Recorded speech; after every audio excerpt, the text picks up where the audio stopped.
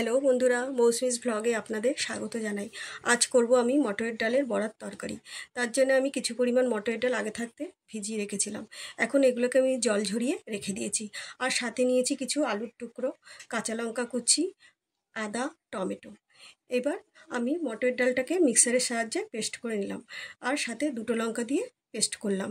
এবার মটরের ডালটার মধ্যে আমি দিলাম স্বাদ মতো নুন, হলুদ, কালো জিরা, খাবার সোডা আর লঙ্কার কুচি। এগুলো দিয়ে ভালো করে ফেটিয়ে আমি কিছুক্ষণের জন্য ঢাকা দিয়ে রেখে দিলাম। এবার আমি গ্যাস ওভেনে কড়াইটা বসিয়ে দিলাম। কড়াইটা যেই গরম হলো এর মধ্যে দিলাম কিছু পরিমাণ সাদা তেল। তেলটা যেই গরম হলো আমি বড়াগুলো একে একে ওর মধ্যে দিয়ে লাল লাল করে ভেজে তুলে নিলাম। এবার আমি ওই তেলের মধ্যেই দিয়ে দিলাম শুকনো লঙ্কা, সাদা জিরে আর তেজপাতা।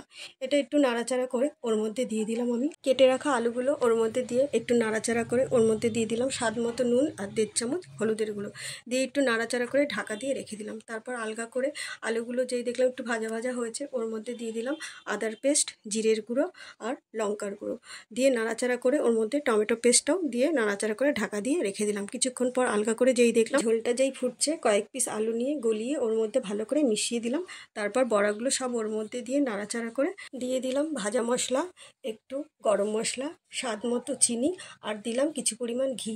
ভালো করে নাড়াচাড়া করে আমি লো স্টিমে ঢাকা দিয়ে রেখে দিলাম। এইভাবে আমি আজকের রান্নাটা শেষ করলাম।